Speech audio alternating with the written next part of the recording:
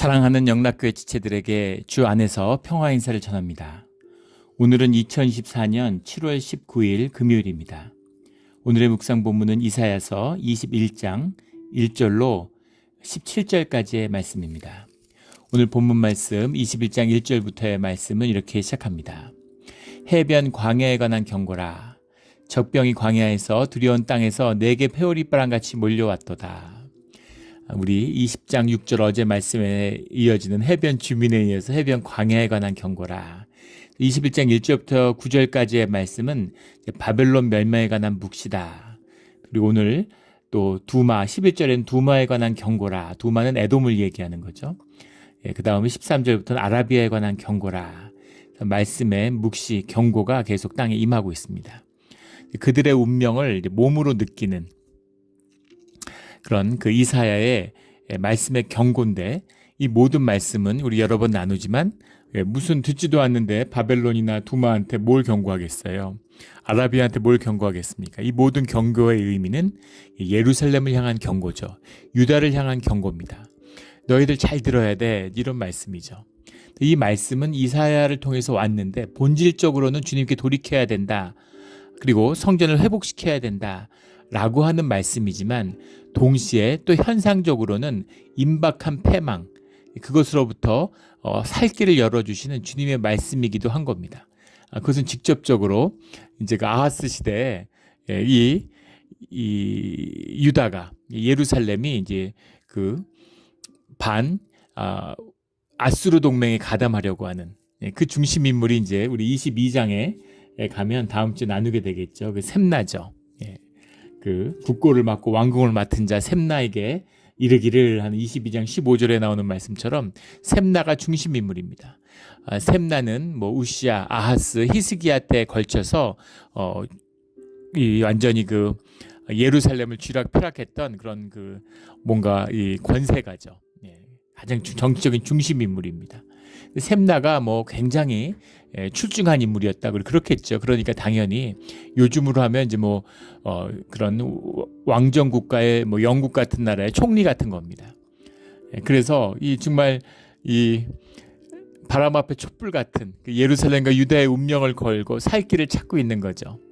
그런데 참 기가 막히게도 우리 뭐 몇 번 나누었죠. 어제도 나누었지만 그 722년에 있었던 그 무로닥 발라단의 바벨론의 반란, 이것이 이제 일시적으로 성공을 거둬요.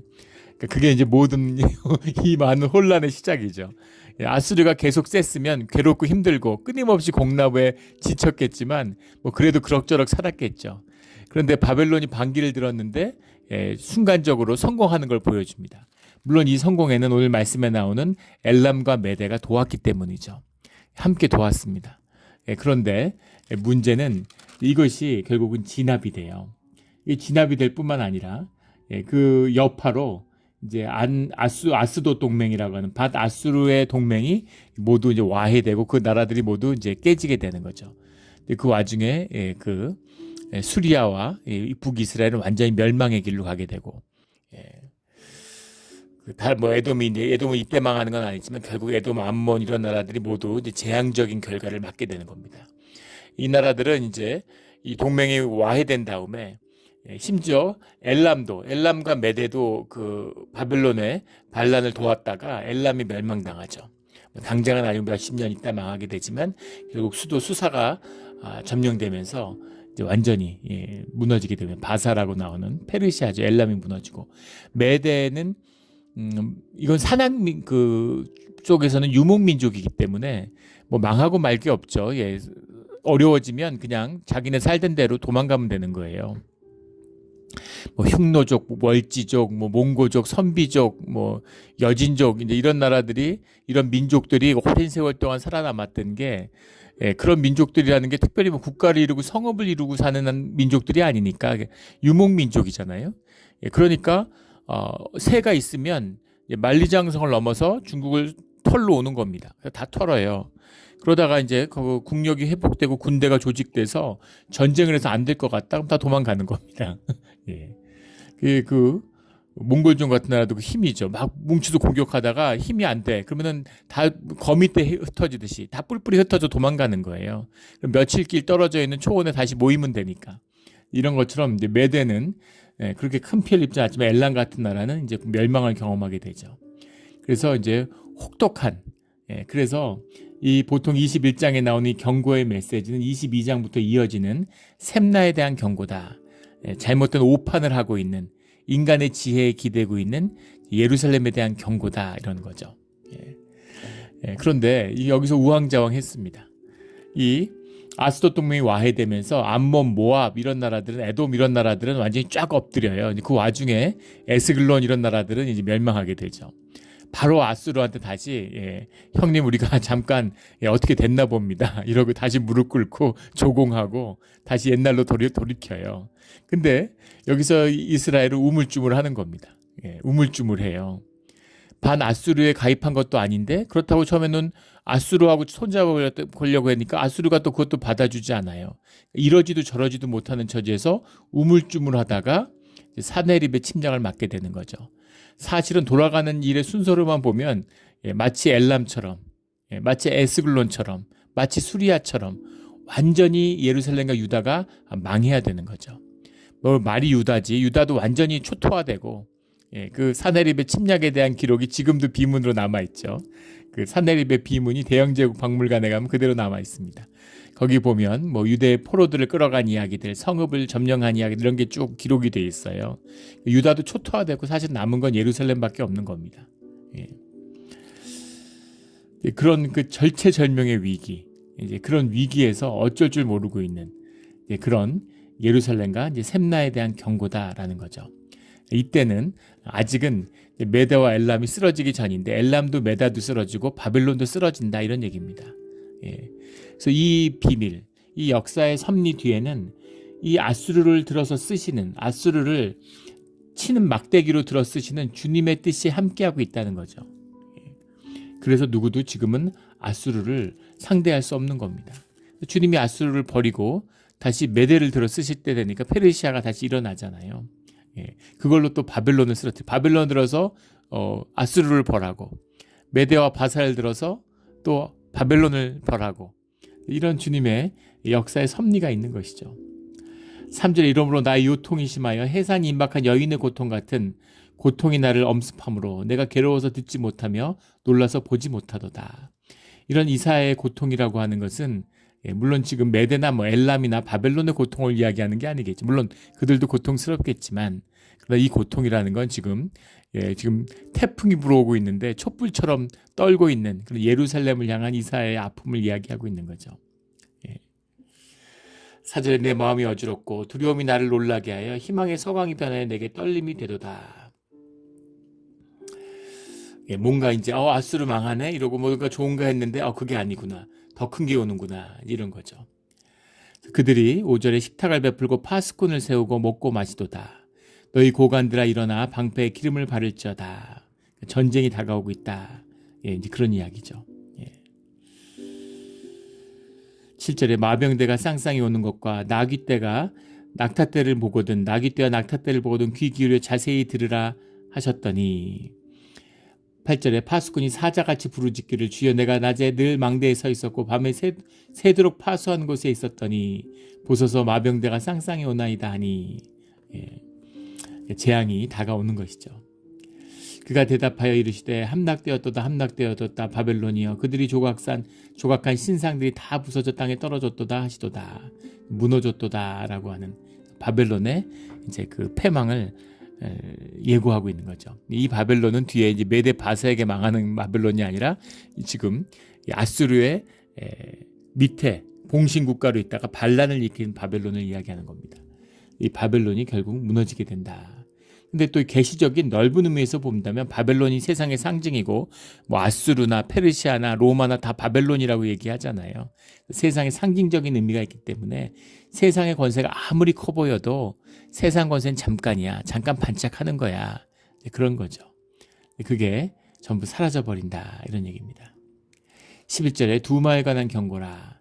사람이 세일에서 나를 부르되 파수꾼이여 밤이 어떻게 되었느냐. 파수꾼이여 밤이 어떻게 되었느냐. 에돔에 관한 운명이죠. 예. 그래서 밤에 파수꾼이 밤이라는 건 이제 침묵과 정적이죠. 아직 뭐가 온 게 아니에요. 근데 그 어두움 자체가 무슨 일이 있을지 모르는 거죠. 파수꾼이 망대에 서 있는데 깜깜해서 아무것도 안 보이는 겁니다. 불안 가운데 기다리다가 새벽이 밝아오는데 근데 눈에 보이는 건 마병대와 나귀떼와 낙타떼가 들판을 덮은 걸 보는 거죠. 한번 상상해 보세요. 그때 그 두려움, 그 전율하는 두려움이 어떤 것이겠습니까? 이 말도 못하는 두려움인 거죠. 그런 두려움입니다. 함락되었도다 바벨론이여 하는 두마에 관한 경고라. 세일에서 나를, 세일은 이제 두마의 에돔의 수도죠. 12절에 파수꾼이 이르되 아침이 오나니 밤도 오리라. 내가 물으려거든 물으라. 너희는 돌아올지니라 하더라. 물으려거든 물으라 라는 말씀은 뭐겠어요? 끊임없이 파수꾼과 끊임없이 사람들이 물어보는, 이렇게 되냐 저렇게 되냐, 이렇게 되냐 저렇게 되느냐 계속 물어보는 겁니다. 그런데 물으려거든 물으라, 이 말은 뭐겠어요? 답은 변하지 않는다라는 이야기죠. 답은 변하지 않는다라는 이야기입니다. 지금 그 한 3년째 그 인플레이션의 고통이 미국을 억누르고 있고 전 세계를 억누르고 있습니다. 그 전에 한 10여 년 동안은 인플레이션이 없었죠. 돈을 무지막지하게 푸는데 인플레이션이 오면 어떡하나 하는데 인플레이션이 안 오는 거죠. 또 돈을 미친 듯이 풀었습니다. 지금 일본이 자고 나니까 거지가 됐다 뭐 이런 말이 나오죠. 일본이 지금 1인당 GNI가 한국과 대만에 다 뒤처졌어요. 일본이 예전에는 국민의 40%가 해외여행을 가는 나라였는데 고르덴 위크라고 그러죠. 일본에서 골든 위크라고 5월 달에 이런 연휴가 한 열흘 가까이 노는 날이 있는데 그때 국민의 뭐 3분의 1 거의 뭐 절반 가까이가 여행을 떠나던 그런 시절이 있었다는 겁니다. 근데 지금은 해외여행을 가는 사람이 1%가 안 된대요. 엔화가 너무 약세니까. 엔화가 달러당 60엔대까지 갔는데 지금 160엔대죠. 그러니까 국부가 다 날아가 버린 거예요. 그런데도 불구하고 일본이 회복을 못합니다. 회복을 시킬 수가 없어요. 그렇다고 일본이 돈이 없는 나라냐? 아니죠.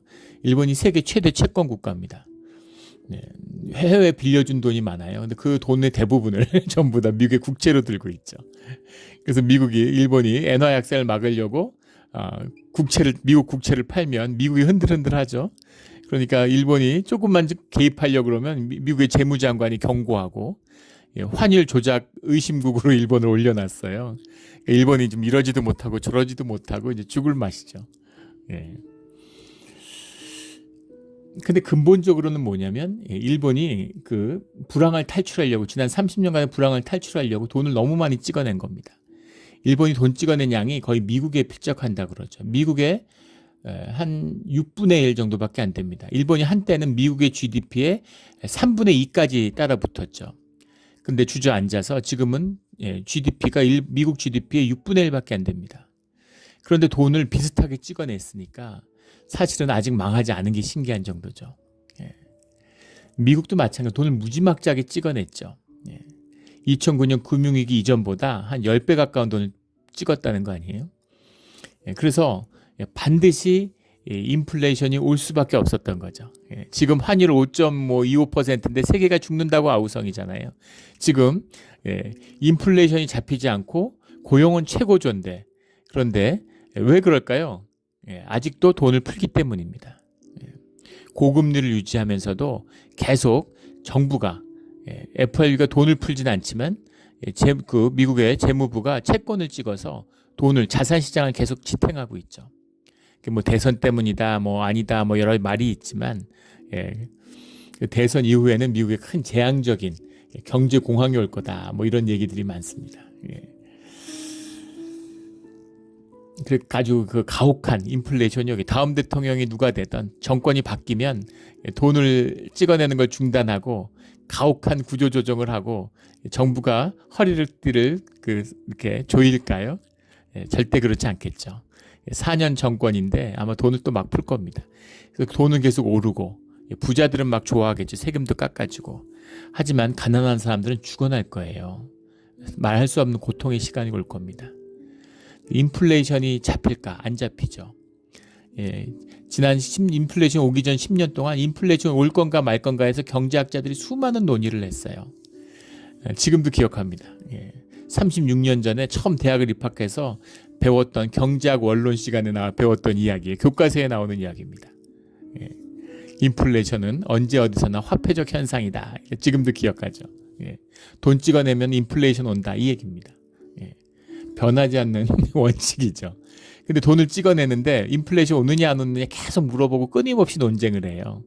왜 그럴까요? 뻔한 얘기를. 안 올 것 같은데 안 왔으면 하는 마음이 있는 거죠. 어떤 이론을 대서라도 안 오는 쪽으로 결론이 났으면 이제 그런 마음이 있는 겁니다. 근데 결론은 정해져 있는 거죠. 물으려고도 물으라. 100번을 물어도 변하지 않아. 바벨론 반란 성공 못해. 아수르 지금 안 망해. 이런 얘기죠. 아이러니하죠. 메데나 엘람이나 바벨론이 쓰러뜨린 게 아니라 지금 사실은 그 아수르에게 일격을 가하고 아수르가 패망의 길로 들어선 거는 예루살렘 포위 때문이었습니다. 예루살렘 포위인데 그 전에도 포위를 처음 한 것도 아니고 살마네스 5세 때 산헤리 때도 그 예루살렘을 포위해서 망할 뻔했었는데 그게 아니라 산헤립의 오만함, 망하다가 회복이 되니까 이제 하늘 높은 줄 몰랐던 히스기야의 돌이킴, 이런 것이 아주 작은 사건이에요. 그 예루살렘이라는 건 이 시대에 지금 대제국의 경합장 가운데 심지어 구스와 애굽도 패배했습니다.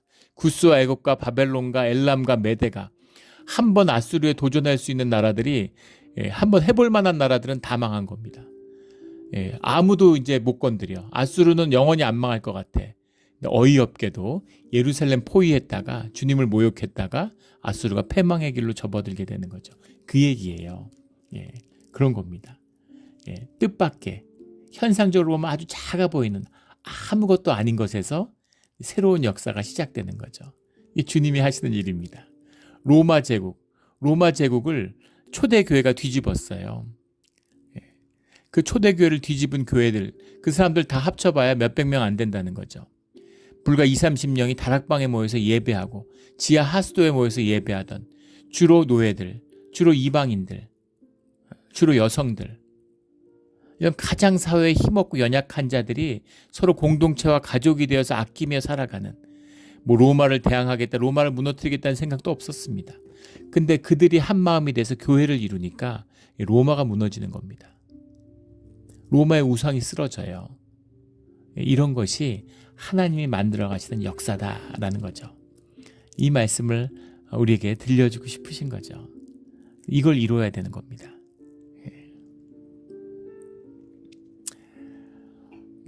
막 대형 교회들이 돈이 있고 사람이 있으니까 프로그램 만들고 돈과 막 사람을 퍼부어요. 그런다고 뭐가 달라지나요? 완연한 쇠락의 기운이 있죠. 그런데 교회의 회복은 주님의 회복입니다. 주님의 임재의 회복이고 성령의 회복이에요. 두세 사람이 주님의 이름으로 모이는 곳에 주님이 함께 하시겠다고 약속하셨죠. 그 약속을 믿고 그 약속을 붙들고 작은 생명의 공동체로 시작하는 겁니다. 그러면 새 역사가 일어나는 것이죠. 물으려거든 물으라. 자꾸 묻는 게 아니라 답하여진 주님의 말씀을 붙들고 새로운 삶의 길을 여는 그런 우리 시대의 비전인 꿈이 되기를 주의 이름으로 축원합니다. 13절에 아라비아에 대해 관한 경고라. 드단 대상들이여 너희가 아라비아 숲에서 유숙하리라. 드단 대상이라는 건 역사적인 이 사막에서 이 시대에도 그랬고 이후 시대에도 그렇고 역사적으로는 그 인도와 메소포타미아와 또는 홍해를 잇는 중세에도 마찬가지였습니다. 이 중세의 나라들, 우리 십자가 원정 이렇게 하니까 예루살렘에 대한 열정이 불타가지고 그게 아니라 그 예루살렘 지역이라고 이 가나안 지역이 역사적으로 중요한 지역, 이 지역이 유럽과 지중해에 관한 무역, 아라비아와 인도양과 인도, 중앙아시아와 이 모든 것을 연결하는 무역로이기 때문인 거죠.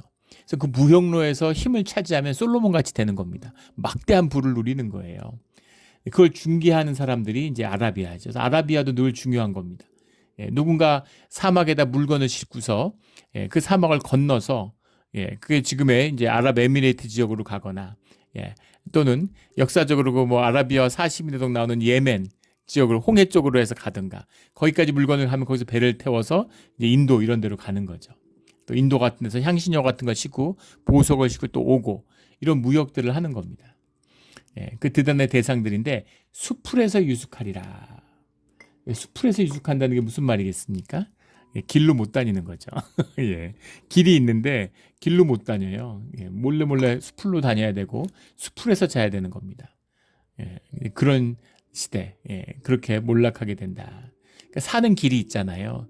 우리가 이렇게 하면 잘 살 수 있어. 이렇게 하면 돈 벌 수 있어. 내 경험이 있고 내 자신감이 있는 거죠. 근데 그게 먹히지 않는 세상이 된다는 겁니다. 예. 근데 주님께 의지하는 사람, 주님의 뜻에 따라서 새로운 길을 걸을 수 있는 사람들은 사는 거죠. 근데 내 경험, 내 자아, 내 에고 이런 거에 의지하는 사람들은 죽는 겁니다. 예, 아주 심플한 답이에요.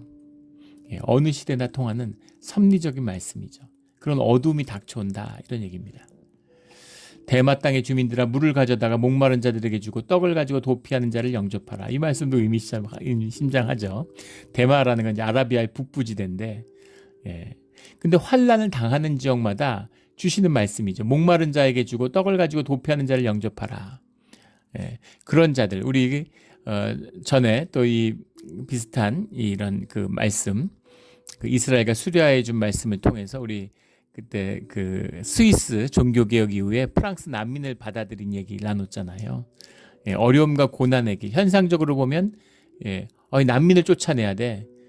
예, 미국 같은 나라도 난민 몇천 명, 몇만 명 받는 것 같고 유럽 같은 나라들 보십시오. 난민 얼마 받는 것 같고서 대한민국도 참 심하죠. 난민들 뭐 몇백 명, 아프가니스탄 난민들 몇백 명 받은 것 같고 무슨 나라가 망할 것처럼 난립니다. 요만큼도 손톱만큼도 손해를 보고 싶어 하지 않는 거죠. 이게 세상의 마음이잖아요.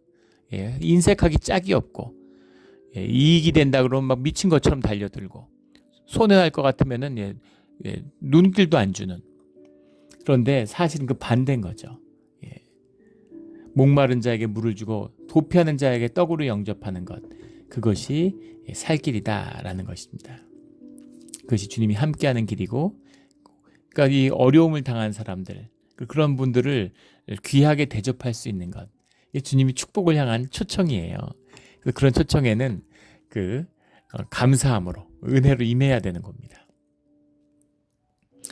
제가 한국의 한 큰 교회에서 사역을 잠깐 했는데 그 교회가 이제 굉장히 한국 교회에서 새바람을 일으키고 지금은 뭐 별로 이제 그렇지도 않은데 이제 많은 그런 걸 했습니다. 집회도 많이 하고 프로그램도 많이 하고. 근데 그 교회가 이제 12가정으로 시작했는데 목사님이 이제 그런 얘기를 하는 걸 들었어요. 교회가 처음 모였는데 12명이 모였는데 선교사를 파송했다는 겁니다.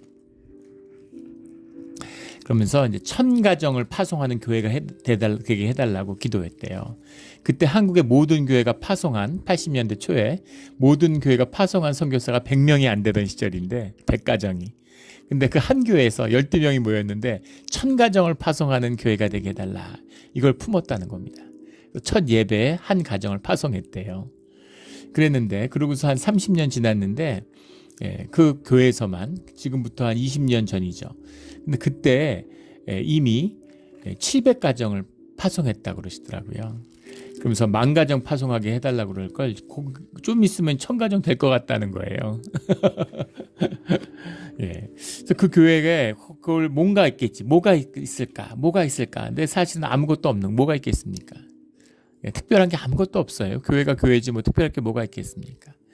그런데 주님이 왜 교회에 그렇게 축복하셨을까?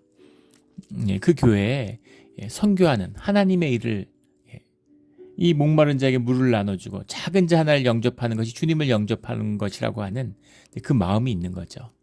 주님이 그 필요를 채워주시는 겁니다. 이 비밀이에요. 이 비밀입니다. 그래서 어려운 교회들을 보면 어려워서 선교를 못한다고 합니다. 반대죠. 선교를 안 하기 때문에 어려운 거예요. 그 어려운 가정에서 과부의 두입 동전처럼 그 가진 것을 나누는 마음에서 그 과수떼기 그 자기가 가진 작은 떡을 엘리야와 나누면서 마르지 않는 기름의 종지에 부어주고 자식이 살아나고 이런 주님의 역사가 시작되는 것이죠. 그래서 어려운 일과 나눌 때 그럴 때 주님의 은혜가 더 채워지는 겁니다. 인색하면 점점 더 메말라요. 점점 더 가난해집니다. 나누고 부요할수록 점점 더 풍요와 부요를 나누는 것이죠. 이 비밀을 삶으로 깨달아 삶으로 사는 그런 우리 모두가 되기를 주의 이름으로 축원합니다. 남들 살면 잘 보이는데 나는 그렇게 못 살죠. 에고가 절대 모르는 게 하나 있다 그러죠. 자기를 모른다는 겁니다. 맨날 남을 판단하고 남을 정죄하니까 돼지가 12마리 돼지가 소풍을 갔는데 아무리 세봐도 11마리만 왔다. 누가 세도 11마리인 거죠. 12마리가 왔는데 왜 11마리일까? 누가 세도 자기는 안 세는 거죠. 돼지의 어리석음, 이 우리 인간의 어리석음입니다. 남의 얘기는 잘 알아요. 근데 나는 못하는 거죠. 그럼 나를 어떻게 바라볼 수 있을까요? 나를 바라보는 길은 주님을 만나는 길밖에 없습니다. 나를 바라보시는 주님을 만나야 주님 안에서 나를 바라볼 수 있어요. 근데 왜 그 길을 다 외면할까요? 그걸 바라볼 엄두가 나지 않기 때문인 거죠.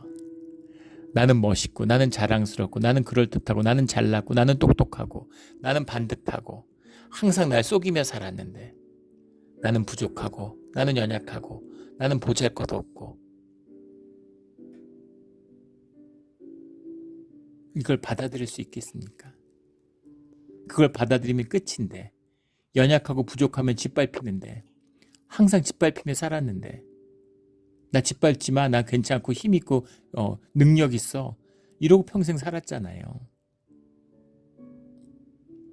연약하고 부족하지만 그 연약한 자를 세우고 그에게 물을 주는 자가 나를 영접하는 자다라고 나를 안아주시는 주님을 만날 때까지는 나의 진실을 대면할 수 없는 겁니다.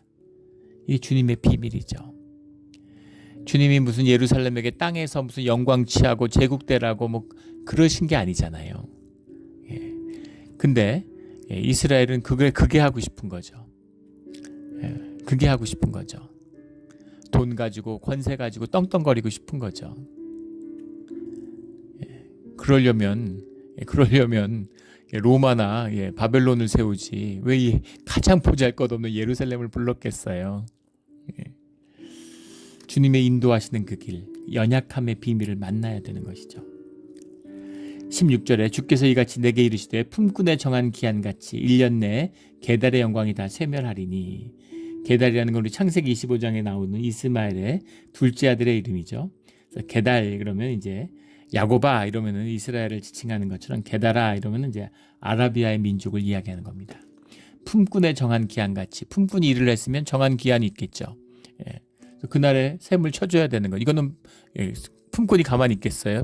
품을 팔았는데 그 품꾼에 정한 기한같이 반드시 온다라는 거죠.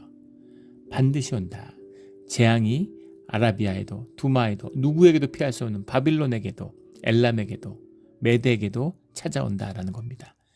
그 재앙 가운데 예루살렘이 돌이켜야 된다. 어떻게 예루살렘이 살 수 있느냐? 정말 피를 토하는 이사야의 선포입니다. 근데 사람들은 이사야를 무시하고 수염을 뽑고 뺨을 때리고 모욕을 주고 멸시하는 거죠. 왜냐하면 듣기 싫은 소리를 하니까 그런 겁니다. 그리고 눈에 뻔히 보이는 얘기가 아니기 때문인 거죠.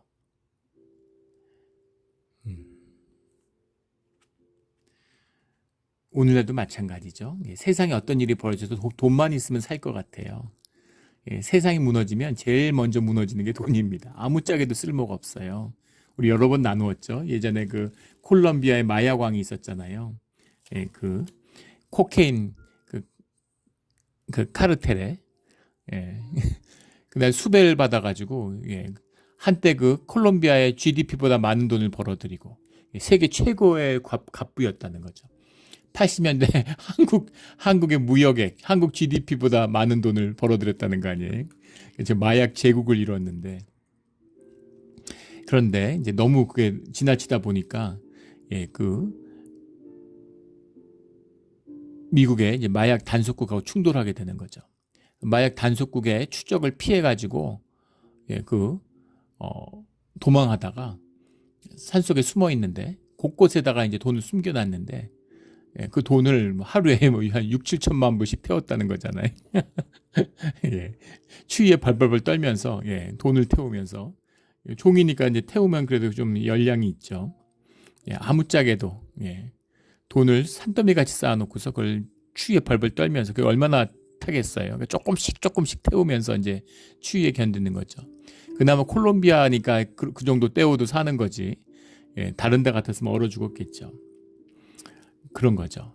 우크라이나 전쟁이 나니까 우크라이나 난민들 수백만 명이 지금 서유로로 도망왔잖아요. 근데 우크라이나에서 잘 사는 사람들도 있었고 뭐 자기 집도 있고 자기 건물 있는 사람들도 많았겠죠.